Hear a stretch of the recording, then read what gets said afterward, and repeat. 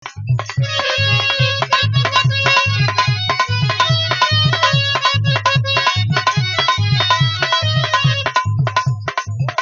Hello. हाँ बोला। देखो तनी तोहार आजकल बड़ा शिकायत आवता। हमार शिकायत मत करा, हमार बन्ही का टाइम हो गल है, दूध बेचे के है। अच्छा हाँ देखे हमार बात सुनो। पैसा दा ओकरे बाद कुछ सुनाया। एगोरी देखो तनी बड़ा तू चुगलाई करता रहो। चुगलाई कहे के करब। आ एक थे तोहार बड़ा शिकायतो सुनो तनी हो। कौन शिकायत? सुनो हाँ सुनावा। कि पैसा दे हम न साफ कहतानी यादव जी। ना दे तू देबू कैसे नहीं, हम जबरी ले। सुनो तारा ना। हाँ सुनत हई। कि पैसा दे हम न साफ कहतानी यादव जी। बेसी डालता रा दूधवा में पानी यादव जी।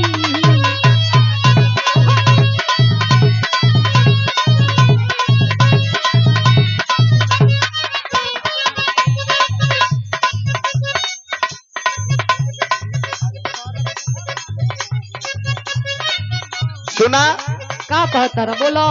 तो कहत हो कि हम बल्टा में पानी मिलाइला दूधे में। तब कहो पूरा जवार घूम के देख ला, एको आदमी कह दे कि प्रमोद लाल बनारसी दूध में पानी मिलावत हो। अरे जवार से का मतलब बा? जवार से का मतलब? पूरा जवार में दूध जाला हमार। तो हर कौन ठीक हो? अरे कोई शिकायत ना कैले सही है, एक तो ही शिकायत के देलू। अरे भाई वैसा काम करबो तो शिकायत करो के पड़ी। हर जिगना उगना तक हर तो हमार जो दूधे बटला जिगना में जोरन बांट के आईला। अच्छा अच्छा हाँ सुना का कहता रे बोलो। फरक दूधवा में यही से आइल बाटे। अच्छा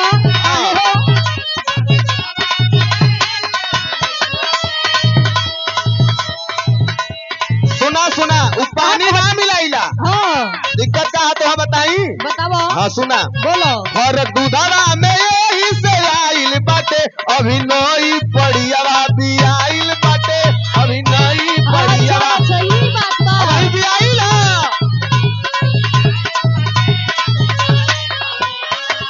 फरक दूधवा में यही से आइल बाटे।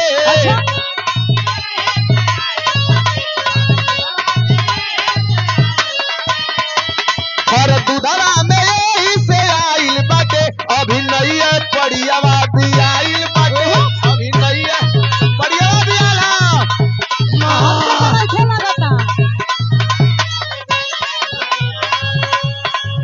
खूब डकरत है। और सुना ये यादव जी। नहीं हमरे पंकज भैया, पंकज पाल, एसपी बिरहा म्यूजिक, नैना म्यूजिक वर्ल्ड, जे पर आप लोगन सत्संग सुनलन, बहुत बहुत धन्यवाद है, बहुत बहुत प्रणाम है। हमके भी पैसा पावा तू पलगी करी। हाँ कहूँ कदा। और आप सम्मानित हमारे बड़े भैया पंकज पाल, आपके ओर से बहुत बहुत रुपया देकर सम्मानित किया गया। चौड़ों प्रणाम हो।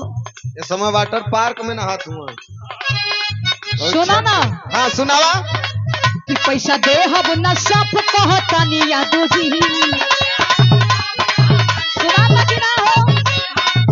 ना देबू तो वो रोड पे घिसराए मारब। अच्छा हाँ कि पैसा दे हम न साफ कहतानी यादव जी।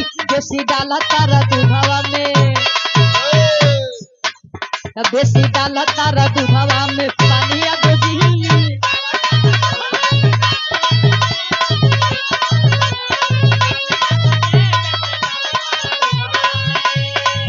फरक दूधवा में यही से आइल बाटे, फरक दूधवा में यही से आइल बाटे, अभी नई पड़ियावा भी आइल बाटे, अभी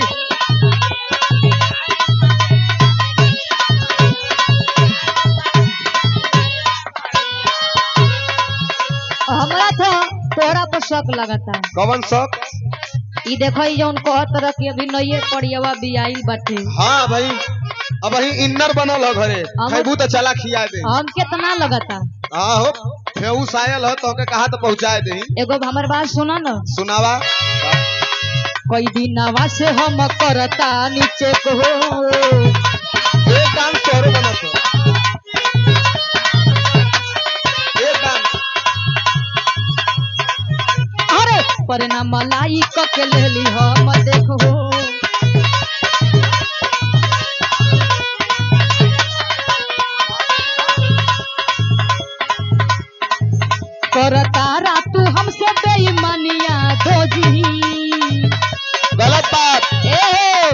सुनावा हो कि करता रह हमसे कि करता रह तू हमसे बेईमानी यादव जी बेसी डालता रह दूधवा में गलत बात। बेसी डालता रह दूधवा में पानी यादव जी। इस सब चलने वालों ने इंतजाम किया है मुझे बेइज्जत करने के लिए।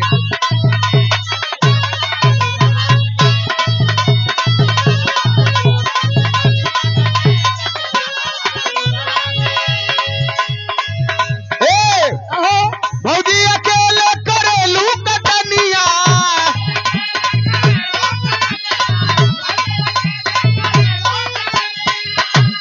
सुना ना हाँ भैया के पापा ही तोहार रहनिया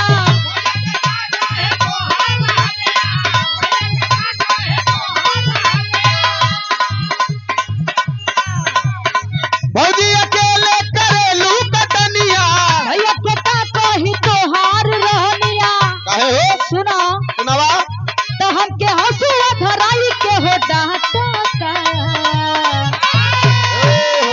बड़ा गड़बड़ हो गई। कि हमके हंसुआ धराई के हो डांटा तारा वो ठलाली चाटता भतारा वो ठलाली चाटता सवत के गेहूं काटता सवत के गेहूं काटता भतारा वो ठलाली चाटता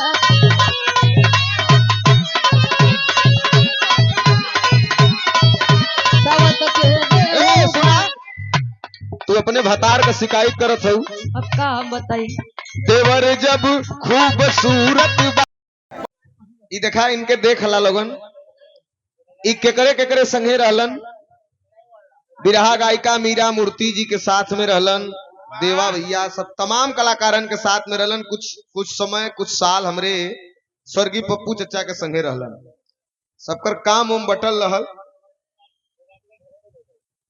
दिखाई दे कह दें कि रह दी चचा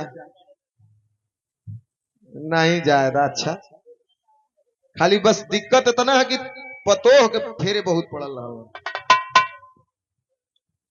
ज्यादा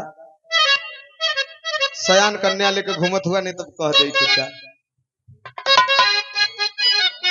तो से भेटा करा दे